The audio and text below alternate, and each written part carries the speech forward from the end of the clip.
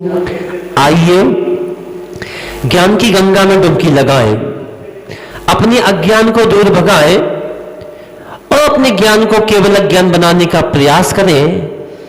आप सभी का इस कार्यक्रम से जोड़ रहा हूं जिसका नाम है आपके सवाल गुरुदेव के जवाब।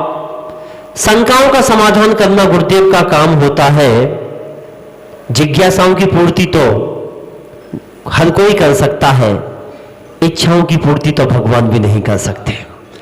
इस जिज्ञासा समाधान में बड़े सम्मान के साथ सकल दिगंबर जैन समाज सुरेंद्र नगर कॉलोनी की ओर से आचार्य भगवान के चरणों में त्रिबार नमोस्तु नमोस्तु नमोस्तु। और जो भव्य आत्माएं यूट्यूब निर्भय वाणी चैनल के माध्यम से इसका आनंद ले रहे हैं, उन समस्त भव्य आत्माओं की ओर से गुरुदेव को नमोस्तु करते हुए मैं याद कर रहा हूं, लाइट जब जाती है तो लाइट का संचार करने के लिए जनरेटर की आवश्यकता पड़ती है और अपनी आत्मा का संचार करने के लिए जिनवाणी की आवश्यकता पड़ती है। उस जिनवाणी को निर्भय वाणी से जोड़ करके मैं सबसे पहले आज का पहला प्रश्न लेकर के हमारे बीच में श्रीमान मनोज कुमार जी जैन, इंदिरापुरम, गाजियाबाद, एनसीआर, दिल्ली। उनका प्रश्न यह है, जैन धर्म के अनुसार शादी की सालगिरह कैसे मनाना चाहिए? पहला प्रश्न है, ऑनलाइन आया है गाजियाबाद से, उन सबको आशीर्वाद। प्रश्न है कि जैन धर्म के अनुसार सालगिरह शादी की कैसे मनाई जाए। देखिए, सालगिरह हो या जन्म दिवस हो या अन्य कोई भी दिवस हो, धर्म ध्यान से ही अपनी क्रिया प्रारंभ की जाती है। जब धर्म पुरुषार्थ हम सामने लेकर के काम करते हैं, धर्म को आगे लेके करते हैं, तो हमारी सारी क्रिया सम्यक कहलाती है। और यदि धर्म को भूल करके करते हैं तो सारी क्रिया हमारी मिथ्या कहलाती है। इसलिए लक्ष्य हमारा पहले शादी की है, क्यों? पाप के लिए नहीं, धर्म के लिए। शादी पाप के लिए नहीं की जाती, क्यों? स्वादार संतोष व्रत और पति व्रत, ये दोनों एक साथ चलते हैं। जिस दिन शादी हुई है उस दिन उस लड़की ने संकल्प लिया है कि आज से मेरा इस पुरुष के अलावा अन्य संसार के जितने भी पुरुष हैं उन सब का त्याग। मतलब उसने संयम ग्रहण कर लिया। और एक पुरुष ने भी नियम लिया, आज से मेरा अपनी पत्नी के अलावा पराई नारी से किसी प्रकार से विकार दृष्टि का त्याग। ये संयम हो गया। तो अब बताइए, ये पाप हुआ कि धर्म हुआ? धर्म हुआ। इसलिए शादी पाप की क्रिया नहीं, शादी एक धर्म की क्रिया है। इसलिए जैन धर्म ने स्वाधार संतोष व्रत रखा है। तो जब तुमने संकल्प लिया है, दोनों एक दूसरे के बंधन से बंधे हैं, संकल्प से बंधे हैं, प्रेम के धागे से बंधे हैं और परिवार को बढ़ाने के लिए बढ़े हैं, धर्म को बढ़ाने के लिए बढ़े हैं, क्योंकि जितनी ज्यादा संतान होंगी उतने ज्यादा सम्यक दृष्टि होंगी। ये ध्यान रखना। शादी क्यों करते हैं? संतान रूपी फल की प्राप्ति के लिए। यदि संतान रूपी फल की प्राप्ति करते तो वो पाप नहीं कहा। हमारे लिए धर्म पुरुषार्थ करना है। हमें एक काम पुरुषार्थ और काम वासना में बहुत बड़ा अंतर है। जो काम वासना के लिए शादी करता है वह जाकर के क्लब में जाकर के मौज मस्ती करके जन्मदिन वो अपना सालगिरह मनाता है, और जो धर्म पुरुषार्थ काम पुरुषार्थ के लिए करता है वो धर्म पुरुषार्थ के में आकर के भगवान के चरणों में पूजा अर्चना करके अपनी सालगिरह मनाता है। बस इतना अंतर है, क्योंकि धर्म पुरुषार्थ और काम पुरुषार्थ एक पुरुषार्थ है, एक काम वासना नहीं है। जैनी लोग शादी करते हैं काम पुरुषार्थ के लिए, ना कि काम वासना के लिए। इसलिए सालगिरह सुबह से उठ करके मंदिर आए, भगवान की पूजा अर्चना करें, और शादी के एक दिन पहले संयम से रहें। क्या कह रहा हूं? शादी की सालगिरह के एक दिन पहले संयम से रहिए। क्या हम दोनों ब्रह्मचारी थे, और सुबह से आकर के आप पूजा अर्चना करके भगवान की पूजा अर्चना करिए, करके अच्छे ढंग से अभिषेक शांति धारा एक विधान करके रचा करके फिर मुनि के पास जाएं, वहां पर आप अच्छे ढंग से उनको आहार दान आदि दें, और धर्म पुरुषार्थ करके फिर काम पुरुषार्थ की ओर बढ़िए। फिर बाद में आप शादी की सालगिरह अच्छे रात में जो भी तुम्हारी क्रियाएं होती हैं प्रेम वात्सल्य की वो करिए, लेकिन एक दिन पहले क्या करिए? संयम का पालन करके भगवान की पूजा अर्चना और मुनि को दान दे करके करिए आशीर्वाद। अगला प्रश्न लेकर के हमारे बीच में श्रीमान अंकित कुमार जी जैन खतौली से उनका प्रश्न है, और उनका प्रश्न ये है, आजकल लोग अपने दुख से उतने दुखी नहीं हैं जितना दूसरों के सुख से दुखी हैं। अगर हमारे सुख से कोई दुखी है तो हमें क्या करना चाहिए? बहुत अच्छी बात, खतौली वालों को आशीर्वाद। बहुत प्रयास कर रहे वो भी चातुर्मास के लिए। जैसे आप प्रयास कर रहे हैं वैसे वो भी प्रयास कर रहे हैं। उनका प्रश्न है कि जो भगवान वो कोई हमारे सुख को देख करके दुखी हो रहा है तो आप कुछ मत करिए, आप सिर्फ भावना दीजिए उनको, कहे भगवान ये भी सुखी हो जाए। क्या कह रहा हूं? आप सिर्फ भावना करिए, जैसा मैं सुखी हूं वैसा यह सुखी हो जाए, इसका तनाव निकल जाए, ये सुखी हो जाए, संतोषी हो जाए, और ये मेरे सुख में सहयोगी बने या ना बने, लेकिन ये अपने दुख मना करके कर्म ना बांधे, इसको भी सुख मिले। बस इतना ही करना, इससे ज्यादा कुछ नहीं करना। आशीर्वाद। अगला प्रश्न लेकर के हमारे बीच में नायसा जैन इंदिरापुरम कॉलोनी से है। अब श्रीमती है कुमारी है पता नहीं, लेकिन उनका प्रश्न ये है, रात में मंदिर जी में परिक्रमा लगा सकते हैं क्या? देखिए, इंदिरापुरम वालों का प्रश्न है। आशीर्वाद। नायसा जी हैं, मैं जानता तो नहीं, पर इतना कहूंगा, उनका प्रश्न है कि रात में परिक्रमा लगा सकते या नहीं। देखिए, जब समोषण की रचना करते हैं, बाहर बड़े विधान करते हैं, उस समय कुछ लोगों को लगाते देखा है। बाकी रात में अपने यहाँ पर समस्त क्रियाएं बंद रहती हैं, चाहे भोजन बनाने की हो, भोजन करने की हो, चाहे मंदिर में पूजा पाठ की हो, चाहे आहार दान आदि की क्रिया, सारी क्रियाएं समाप्त रहती हैं। सूर्य अस्त होते ही सभी क्रियाएं बंद हो जाती हैं, और सूर्योदय होते ही क्रियाएं प्रारंभ होती हैं।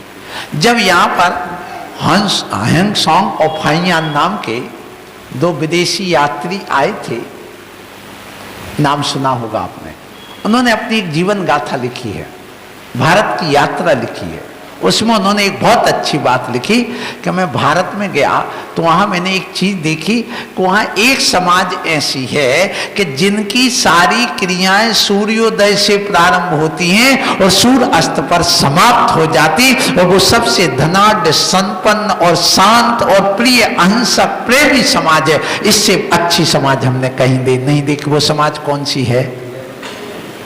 इसलिए सारी क्रियाएं कब करना चाहिए? दिन में, रात में नहीं करते हैं। आशीर्वाद। अगला प्रश्न लेकर के हमारे बीच में सुनील कुमार जी जैन सिंघई मडाबरा, उत्तर प्रदेश, भारत।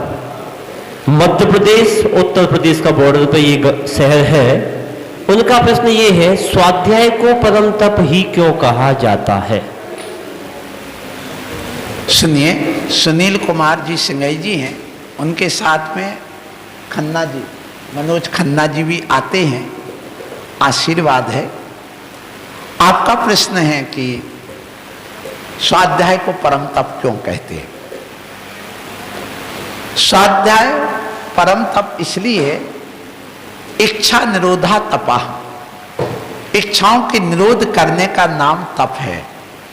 जो हमारे अंदर तरह तरह की खाने की, पीने की, भोगने की, चलने की, देखने की, ये सांसारिक इच्छाएं हमारे अंदर पैदा होती हैं। परंतु जब हम स्वाध्याय करते हैं तो हमारी सारी इच्छाओं का निरोध हो जाता है। ना हमें वहाँ भूख दिखती है, ना प्यास दिखती है, ना वहाँ विषय भोग दिखते हैं, ना कोई कसाय दिखती है। वहाँ हम उसमें इतने तल्लीन हो जाते हैं। और दूसरी बात कि ज्ञान एक तप है, ज्ञान एक आत्मा का गुण है। उस स्वाध्याय में ज्ञान गुण की बात चलती है, तो हम उस ज्ञान गुण के माध्यम से उस चेतन आत्मा में लीन होने का बार बार प्रयास करते हैं। और आत्मा में लीनता उस ज्ञान से आती है, और स्वाध्याय में भी लीनता आती उस ज्ञान में, उस तत्व में।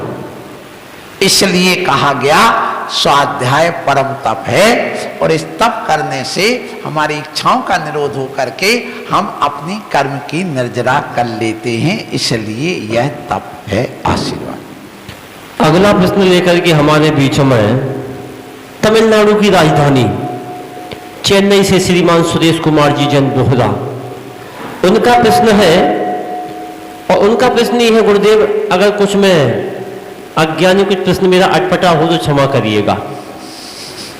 मेरा प्रश्न ये है, भगवान वृषभनाथ का वृषभ चिन्ह है जो भद्र परिणामी होता है, और महावीर भगवान का चिन्ह शेर है जो हिंसक है। लोग कहते हैं कि जे शेर जंगल का राजा होता है। राजा भी क्यों ना हो, लेकिन इतना क्रूर प्राणी है। इतने सारे चिन्ह थे, कहाँ शेर से मैचिंग नहीं खाती है। तो ऐसा वृषभनाथ भगवान का चिन्ह वृषभ और महावीर भगवान का चिन्ह शेर ही प्राणी क्यों रखा, अहिंसक क्यों नहीं? बहुत अच्छा प्रश्न है। चेन्नई से हैं, सुरेश जी बोहरा हैं। आशीर्वाद है। और आपका प्रश्न वाजिबी है। देखिए, ये चिन्ह जो पैर के, दाएं पैर के अंगूठे में जो आकृति बनी होती है, उस आधार पर ये चिन्ह रखे जाते। इनका हिंसक और अहिंसक अपनी कल्पना करके नहीं रखते। अब वज्रदंड, अब देखा उस अंगूठे में कि चिन्ह कैसा बने। जैसे मेरे हाथ में देखना आप लोग, मैं आपको बता दूं, मेरे हाथ में ध्वजा बनी हुई है। अब ये ध्वजा बनी है, तो हम यदि तीर्थंकर होते तो हमारा ध्वजा चिन्ह रखा जाता, लेकिन अपन तीर्थंकर तो है नहीं। मैं उदाहरण दे रहा हूं। अब कोई क्या पैर में स्वस्तिक बना तो स्वस्तिक रख दिया, और सूकर का चिन्ह समझ में आया कि सूकर का। तो जब तीर्थंकर बालक का जन्म होता है, उस समय सुमेरु पर्वत पर जो 4 शिलाएं होती हैं, उनमें जो पहली शिला दक्षिण तरफ होती है, उसका नाम है पांडुकशिला। उस पर भरत क्षेत्र के तीर्थंकर बालक को ले जाकर के अभिषेक कराते हैं। जब वहां अभिषेक के लिए रखते हैं और अभिषेक करने के बाद में जब उनको चरण स्पर्श करते हैं, उनको पूरे देखते हैं, तो उनके दाएं पैर के अंगूठे में जो चिन्ह होता वो रखा जाता है। अब सूकर रख दिया, से ही रख दिया, ये सब हिंसक प्राणी है, तो हिंसक से मतलब नहीं। अब मुनि महाराज की सिंह वृत्ति कही, तो सिंह वृत्ति का अर्थ क्या?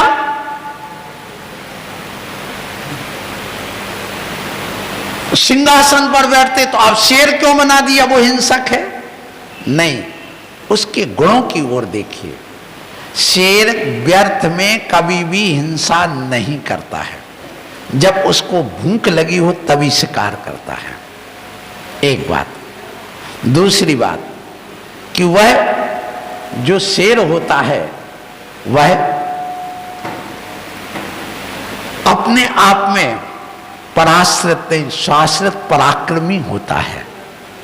तो उन गुणों की ओर जब हम देखते हैं तो मुनि महाराज तभी आहार को जाते जब भूख लगती, और वो 24 घंटे में एक ही बार आहार करते। तो सिंह वृत्ति, तो मतलब कहने का ये है कि चाहे वो गाय हो, चाहे शेर हो, चाहे बैल हो, चाहे सेही हो, चाहे सूकर हो, चाहे चंद्रमा हो, चाहे दंड हो, चाहे जीव हो, चाहे अजीव हो, ये कोई कल्पना करके नहीं रखे जाते। ना वहां पर हिंसक अहिंसक से कोई मतलब होता है। वहां जो पैर में जो भी चिन्ह होता, उस आधार पर उनका चिन्ह नियुक्त किया जाता, और ये जन्म होने के बाद किया जाता, पहले से नहीं। पहले से नाम निश्चित हो सकते हैं, लेकिन उनके चिन्ह नियुक्त तो उसी समय होते हैं, और ये लांछन कहलाता है। ये मात्र पहचान के लिए, इस चिन्ह से कोई उनका मतलब नहीं होता, तीर्थंकरों का इससे कोई मतलब नहीं। सिर्फ ये पहचान के लिए कि तीर्थंकर महावीर स्वामी जब जन्मे थे तो उनके दाएं पैर के अंगूठे में शेर का चिन्ह था। जब हम प्रतिमा रखते हैं तो हमें ये पता चलता है कि ये भगवान महावीर स्वामी की प्रतिमा, मात्र इसके लिए। अब शंख बन गया तो ये किसके लिए प्रतिमा हो गई? नहीं, मात्र पहचान के लिए है, और कोई इसका औचित्य नहीं होता। आशीर्वाद। अगला प्रश्न लेकर के हमारे बीच में श्रीमान अनुज कुमार जी जैन, सुरेंद्र नगर कॉलोनी मुजफ्फरनगर से है। अपना अगला प्रश्न करें, कोई बात नहीं, पहला दिन है। अभी थोड़ा कहाँ से? हाँ ठीक है, यहाँ से कर लो, यहाँ से कर लो, मेरे पास से कर लो, कोई दिक्कत नहीं। और पास में पास आप, फोटो जाएगा आपके सब जगह। बोले वेदी में साक्षात विराजमान श्री नेमिनाथ भगवान की जय। साक्षात विराजमान आचार्य श्री नीलप्रसाद जी महाराज के सहसंग सानिध्य में सहसंग को मेरी तरफ से, मेरे परिवार की तरफ से नमोस्तु नमोस्तु नमोस्तु। गुरुदेव, मेरी एक शंका है कि जो हमारे श्री जी खुले आसमान के नीचे विराजमान होते हैं, जैसा कि अतिशय क्षेत्र वैलना पर श्री पार्श्वनाथ भगवान की प्रतिमा है हमारी, यदि बारिश होती है और उसके ऊपर से जल आता है और हम वहाँ पर दर्शन कर रहे हैं और जल हमारे पैरों के नीचे आता है, तो हमें क्या उसका कोई पाप हो लगेगा? ऐसे में हमें दर्शन करने चाहिए या नहीं? मेरी शंका बहुत अच्छी बात, बड़ा सुंदर प्रश्न है, उपयोगी है, समयानुसार है। देखिए, सबसे पहले तो खुले आकाश में प्रतिमा ना रखें तो ज़्यादा अच्छा है, क्योंकि खुले आकाश में प्रतिमा रखने से हम गोमटेश की प्रतिमा को छोड़ दें। क्यों छोड़ दें? उस पर कभी पक्षी नहीं बैठते, उसकी विशेषता है। आप कभी भी जाना, कभी आपको पक्षी नहीं मिलेगा उस पर, उसकी छाया नहीं पड़ती। दूसरी बात, वहां का जो जितना भी पानी आता वो सीधा उस कुंड में ही जाता है, नीचे बाहर नहीं जाता। अभिषेक का पानी भले वो बाहर गिरता है, लेकिन बरसात का पानी कभी भगवान से बाहर नहीं निकलता। वो जो बैरिकेड्स बना हुआ है, उसी बैरिकेड्स के अंदर वो पानी बह करके आ करके, और वहाँ पर सामने 1.5 फीट के ऊपर दीवार बनी हुई है, वो जा करके वहाँ जो पनाल बनी हुई है पानी निकलने की, जिसमें से गंदों तक जाता, उसमें से कहाँ जाता आज तक पता नहीं है, लेकिन वो हजारों गैलन पानी भी वहां से गायब हो जाता, चला जाता, सूख जाता, कहाँ गया आज तक पता नहीं चला। तो मतलब ये है कि आप जहां प्रतिमा ओपन खुली है तो इस ढंग से आप उसका बैरिकेड्स और उसकी दीवार वगैरह बनाइए कि वो पानी जो बरसात का भगवान के ऊपर से आ रहा है वो पानी आपका इस ढंग से अंडरग्राउंड चला जाए जिस पर आपका पैर ना पड़े। एक ध्यान रखिए। दूसरी बात, जो प्रतिमा अपन खुले में रखते हैं, कहीं की भी प्रतिमा देखो 25-40 साल बाद वो फीकी पड़ जाती है और बहुत बड़ी समस्या हो जाती है। अभी शायद आपने सुना होगा सागर में एक तपोवन तीर्थ बन रहा है, पवन सिंगई जी हैं वहाँ, उनकी बहुत भावना थी और हमने उनको मार्गदर्शन दे के आशीर्वाद दिया, तो वो हमारे आशीर्वाद के आधार पर उतना बड़ा भाषण लाए। प्रतिमा पाल थी 21 फीट की और यहाँ से लेके यहाँ तक 33 फीट, नीचे का कमलासन जो आसन रखा, ऊपर का छत्र चमर भामंडल आदि पत्थर का, वो पूरी मिला के 51 फीट की प्रतिमा है। सब लोग लगे थे खुला रखो खुला रखो, मैंने कहा नहीं, खुला नहीं रखा जाएगा, इसका मंदिर ही बनेगा। और मंदिर बना रहे हैं और उसमें कम से कम 20 करोड़ रुपए लगना है। पाषाण का पूरा मंदिर बन रहा है पर खुली नहीं रखी, क्योंकि खुली प्रतिमा में इतनी ऊर्जा नहीं रहती है जितनी कि बंद प्रतिमा में ऊर्जा और अतिशय होता है। आप किसी भी मंदिर में जाएं, इसलिए उसको बंद करके रखें तो ज़्यादा अच्छा है। और जहाँ पानी बरस के आता है पैरों के नीचे ना आए, ऐसा आप प्रतिबंधित उसको कर दें, बैरिकेड्स आदि उसके जो बना दें, ऐसी पनाल वगैरह, और वो जा कर के पाइप लगा करके आप बाहर उसको निकाल दें। आशीर्वाद। अगला प्रश्न लेकर के हमारे बीच में श्रीमान राजेश कुमार जी जैन, सुरेंद्र नगर कॉलोनी, मुजफ्फरनगर, उत्तर प्रदेश, भारत आए और आकर के आज का इस समापन का अंतिम प्रश्न करें। आचार्य श्री के चरणों में शत वंदन मेरे परिवार से सुरेंद्र परिवार की ओर से 3 बात का सवाल। महाराज श्री, मेरे मन में जिज्ञासा है कि इस जीव का स्वरूप क्या है? जो आत्म जीव है महाराज श्री, जो हम लोगों में आत्मा है, और जो छोटे से पानी के जल में 36,000 जीव बताए हैं, उनमें कुछ अलग डिफरेंस होता है महाराज श्री, या सब में? बहुत अच्छी बात। देखिए, जीव, आपका प्रश्न है, राजेश जी का आशीर्वाद है।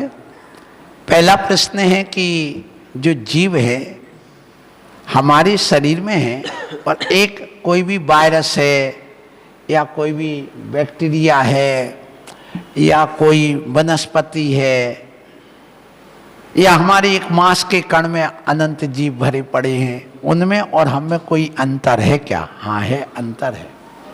क्या अंतर होता है? देखिए, एक बल्ब ऐसा है जिसमें पूरी करंट आ रही है। अब वो करंट नाइट लैंप वाले बल्ब में भी आ रही है, वही करंट तुम्हारी हैलोजन में भी आ रही है, पर दोनों में अंतर है कि नहीं? करंट तो बराबर है, पर अभिव्यक्ति में अंतर है कि नहीं? अंतर है। बस इसी प्रकार से जो 1 इंद्री, 2 इंद्री, 3 इंद्री जीव हैं, उनकी पावर कम हुआ है क्षयोपशम कम होने से। उनके कर्म का क्षयोपशम मात्र 1 स्पर्श इंद्री जन्य है, 2 इंद्री का सिर्फ 2 ही उसकी पावर आई है, वोल्टेज, समझ रहे ना? उसके और वाट, जैसे आप लोग 100 वाट, 1000 वाट, 2000 वाट, 5000 वाट का लगा देते हैं, तो ऐसे उनके वाट अलग अलग है। तो जो जैसे करंट सब में समान है, ऐसे आत्मा में प्रदेश सबके समान है, उसमें कोई अंतर नहीं, पर अभिव्यक्ति में अंतर है। तो प्रत्येक आत्मा में वो सिद्धत्व शक्ति बैठी है, वो अनंत गुण, अनंत दर्शन, अनंत वीर, अनंत सब कुछ बैठा हुआ है। जैसे वो धारा करंट की बराबर सब में है, लेकिन वो बाट आने की क्षयोसम कम बड़ होता है। तो जिसका क्षयोसम कम है उसकी अभिव्यक्ति कम है, जिसकी शक्ति ज्यादा है, क्षयोसम ज्यादा है, उसको उतना है। अब इसी प्रकार 2 इंद्रिय, 3 इंद्रिय, 4 इंद्रिय, पंचेंद्रिय, फिर जब हम पंचेंद्रिय मनुष्य बन जाते हैं और बन करके जब हम अपना पूर्ण ज्ञान का क्षयोसम कर लेते तो हम श्रुत केवली बन जाते हैं। कौन से केवली? श्रुत केवली। जब श्रुत केवली ही और ध्यान करके कर्म को नष्ट कर देते, 4 घातीय कर्म, तो अरहंत परमिष्टि बन जाते हैं। ऐसे अरहंत परमिष्टि जिनको केवली कहते हैं, उनका और ज्यादा ज्ञान क्षयोसम आदि, जबकि उनके यहां भी वही है, जैसे हम हैं वैसे वो हैं, लेकिन उनकी और पावर बढ़ जाती है। ऐसी भी स्थिति आती है कि जब अनंत शक्ति पूरी प्रकट हो जाती है, उन्हीं को हम केवली भगवान कहते हैं, और वो पूरी अपनी उद्घाटित कर चुके, पूरी करंट को वो उपयोग में ले रहे हैं। तो अपन भी ये भावना करें कि अपन भी उसको उद्घाटित करें। इसी के लिए हम अपना पुरुषार्थ करते हैं, धर्म और मोक्ष पुरुषार्थ। आशीर्वाद। प्रश्न तो बहुत सारे हैं, लेकिन हम भी साथ, तुम भी साथ, और घड़ी भी बजा रही है साथ, हमारा साथ। इतना ही था। कल फिर उपस्थित होंगे नए प्रश्नों के साथ, चटपटे प्रश्नों के साथ, तीखे प्रश्नों के साथ, अच्छे प्रश्नों के साथ। अब क्या होगा प्रश्न, कौन करेगा पहला प्रश्न, इसके लिए 24 घंटे का इंतजार करना पड़ेगा। कल फिर उपस्थित होंगे 8:15 बजे प्रवचन के माध्यम से। जो लाइव सुन सकते हैं, ठीक ठाक है, वो यहीं आके सुनिएगा। और चौका है, आ नहीं सकते, घुटने खराब है, अस्वस्थ है, तो बस मोबाइल निकालिए, YouTube पर जाइए, NIRVHAY स्पेस VANI डालिएगा और घर बैठे ही लाइव इस कार्यक्रम का आनंद लीजिएगा। भाई प्रियांशु जी अहमदाबाद से इस कार्यक्रम को आपके पास पहुंचाते हैं। भाई रितेश जी बनारस से सह मीडिया प्रभारी है। तो आपका भी कर्तव्य बनता है, जब ये इतनी मेहनत करते हैं तो थोड़ा बहुत हम भी देख लें, सुनते रहें, सुनाते रहें, आते रहें, सबको भुला के लाते रहें, और ऐसे ही निर्भय वाणी का आनंद उठाते रहें। आप सबकी ओर से गुरुदेव के चरणों में तेरी बार नमोस्तु।